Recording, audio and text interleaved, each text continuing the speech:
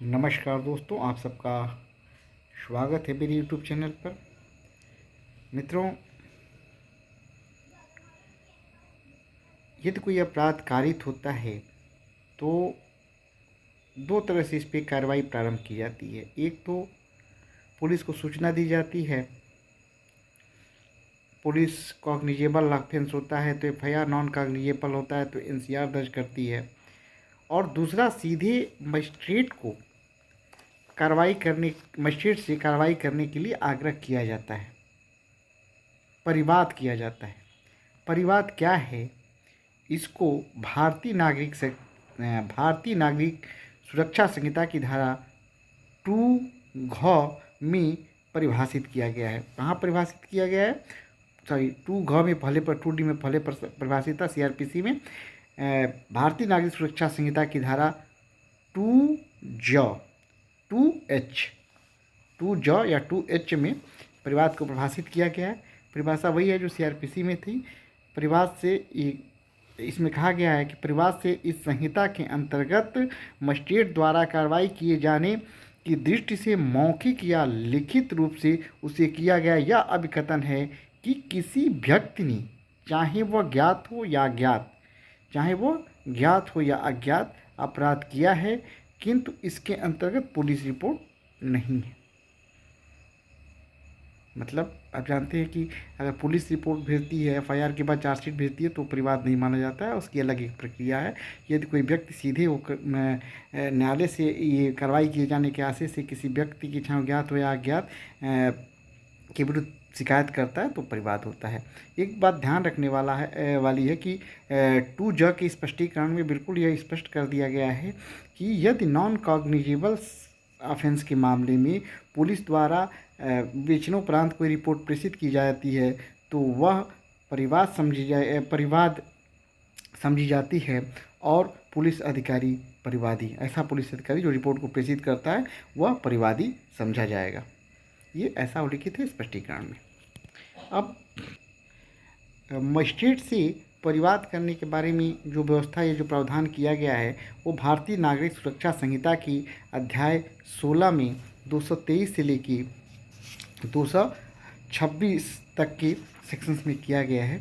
अब आज हम लोग देखते हैं कि शुरुआत कैसे होता है, परिवाद किया जाता है तो क्या इसका 223 में व्यवस्था है कि यदि अधिकारिता रखता है मजिस्ट्रेट, 223 से प्रदान करता है कि यदि अधिकारिता रखने वाला मजिस्ट्रेट किसी अपराध का संज्ञान करता है तो वह क्या करेगा? वह परिवादी व साक्षियों के शपथ पर, जो साक्षी उपस्थित हैं उनकी, परिवादी एवं जो साक्षी उपस्थित है उनका शपथ पे परीक्षा करेगा। और ऐसे जो परीक्षा की जाएगी, जो ऐसे साक्ष्य अंकित किए जाएंगे, उनके सारांश को लिखबद्ध किया जाएगा, उस पर परिवादी, साक्षी और मजिस्ट्रेट के द्वारा हस्ताक्षर किया जाएगा। एक बात और ध्यान रखने वाली है कि किसी अपराध का संज्ञान मजिस्ट्रेट द्वारा अभियुक्त की सुनवाई का अवसर दिए बिना नहीं किया जाएगा। ये नया सेक्शन जुड़ा है। पहले क्या होता था, कोई व्यक्ति परिवाद करता था और कोर्ट उस पर संज्ञान ले लेती थी, लेकिन अब आ गया है, अब इसके परंतु 223 का प्रथम परंतु यह स्पष्ट करता है कि किसी अपराध का संज्ञान मजिस्ट्रेट द्वारा अभियुक्त को सुनवाई का अवसर दिए बिना नहीं लिया जाएगा, नहीं किया जाएगा। तो यह बड़ी क्लियर हो गया कि अभियुक्त को परिवाद पर सुने जाने का अधिकार अब उसको मिल गया है। अब एक प्रश्न और आता है, परीक्षाओं में पूछा जाता है, मेंस में, कि कब परिवादी एवं साक्षियों को परीक्षित कराया जाना आवश्यक नहीं होगा? कब मजिस्ट्रेट के लिए परिवादी एवं साक्षियों को परीक्षा करना आवश्यक नहीं होगा? तो 223 का जो दूसरा परंतुक है वह इस प्रश्न का उत्तर देता है। तो ये परिस्थिति है। पहली बात समझ लीजिए कि यदि परिवाद लिख कर किया गया है, लिखित परिवाद किया गया है, और ऐसा लिखित परिवाद पद कर्तव्यों के निर्वहन में कार्य करने वाले या कार्य करने के लिए तात्पर्य रखने वाले लोक सेवक द्वारा किया जाता है, दूसरा, परिवाद न्यायालय द्वारा किया जाता है। तीसरा कंडीशन ये है कि यदि मजिस्ट्रेट जांच या विचारण के लिए मामले को धारा 212 के अधीन किसी अन्य मजिस्ट्रेट को के हवाले कर देता है, तो ऐसी परिस्थितियों में, लिखित परिवाद की स्थितियों में जो है 3 कंडीशन है: लोक सेवक द्वारा परिवाद, न्यायालय द्वारा परिवाद, या 212 के अधीन सुपुर्द किया गया कोई परिवाद है, मजिस्ट्रेट को सुपुर्द किया, दूसरे मजिस्ट्रेट द्वारा सुपुर्द किया गया कोई परिवाद है, तो ऐसे परिवाद पर साक्षियों परिवादी एवं साक्षियों को परिचित करना मजिस्ट्रेट के लिए आवश्यक नहीं होगा। अगर एक चीज़ और ध्यान रखने वाली बात है, इसी परंतु में स्पष्ट हो जा रहा है, एक और अगला परंतु किसका स्पष्ट करता है कि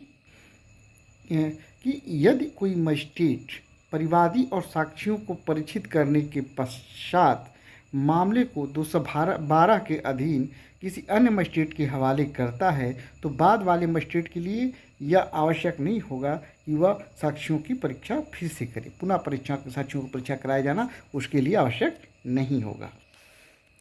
एक प्रश्न और ये उठता है कि लोक सेवक के खिलाफ परिवाद दाखिल किया जाता है तब क्या प्रक्रिया होगी। जैसा कि आप जानते हैं, मैक्सिमम जनपदों में जो लोक सेवक के विरुद्ध परिवाद होता है वो मुख्य न्यायिक मजिस्ट्रेट के न्यायालय द्वारा ही सुना जाता है। पहले से भी एक व्यवस्था थी, अनिल कुमार वर्सेस के.एम. अय्यप्पा की, जिसमें यह व्यवस्था थी कि बिना प्रोसिक्यूशन सैंक्शंस के परिवाद की सुनवाई नहीं की जा सकती है। होता यह है कि कई बार लोक सेवकों को परेशान करने, उन पर दबाव बनाने ताकि वो सही ढंग से कार्य न कर सके, परिवाद किया जाता है। परिवाद करने का मुख्य उद्देश्य ऐसे लोक सेवक को तंग करना होता है। इसी उद्देश्य से इसमें अनिल कुमार वर्सेस के.एम. अय्यप्पा में माननीय उच्चतम न्यायालय ने कहा कि पहले प्रोसिक्यूशन सैंक्शंस लोक सेवक के विरुद्ध यदि उत्पत्ति कर्तव्यों के निर्वहन में उसके द्वारा कोई अपराध किए जाने की शिकायत की जाती है, तो बिना प्रोसिक्यूशन सैंक्शंस के परिवाद जो है पोषणीय नहीं होगा। अब 223 में एक जो भारतीय नागरिक सुरक्षा संहिता में 223 का जो सब की उपधारा 2 है, उसमें व्यवस्था की गई है कि ये कोई मजिस्ट्रेट किसी लोक सेवक के विरुद्ध उसके शासकीय कर्तव्यों के निर्वहन में,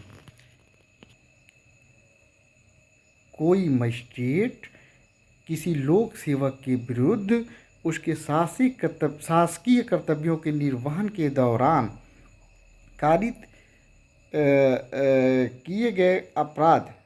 किया जाना अभिकथित किए गए अपराध के लिए परिवाद पर संज्ञान नहीं लेगा, यदि फर्स्ट कंडीशन क्या है, ऐसे लोक सेवक को उस परिस्थिति के बारे में प्राख्यान करने का अवसर नहीं दिया जा सकता था जिसके कारण अभिकथित घटना घटित हुई है।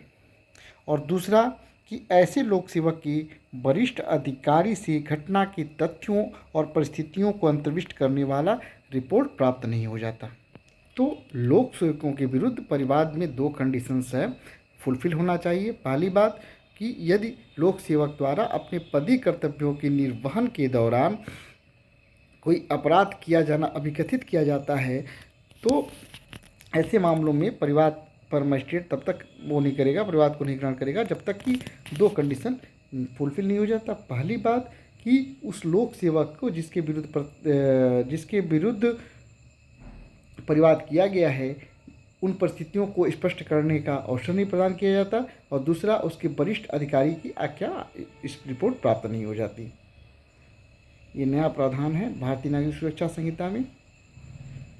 मुझे उम्मीद है कि परिवाद प्राप्त होने पर मजिस्ट्रेट क्या प्रक्रिया अपनाएगा, क्या करेगा, इससे आप अच्छी तरह से अवगत हो गए होंगे। परीक्षा उपयोगी तथ्य जो इसमें हैं उसको भी आप समझ गए होंगे। इसमें मेन प्रश्न पूछता है सभी साक्षियों को परिचित करना आवश्यक है कि नहीं है, मजिस्ट्रेट के लिए अभियुक्त को सुनना आवश्यक नहीं है कि नहीं परिवाद पर संज्ञान लेने से पूर्व, और तीसरा कंडीशन कब मजिस्ट्रेट के लिए परिवादी या साक्षियों को परिचित कराया जाना आवश्यक नहीं है। लोक सेवक के विरुद्ध परिवाद प्राप्त होने पर क्या प्रक्रिया अपनाएगा संबंधित वो क्षेत्राधिकारता रखने वाले मजिस्ट्रेट द्वारा, ये सब प्रश्न उठते हैं। मुझे उम्मीद है कि आपको ये जानकारी अच्छी लगी होगी, सारे प्रश्नों का उत्तर मिल गया होगा। जानकारी अच्छी लगी वीडियो लाइक करें, कमेंट्स करें और दोस्तों के लिए शेयर जरूर करें। नमस्कार दोस्तों।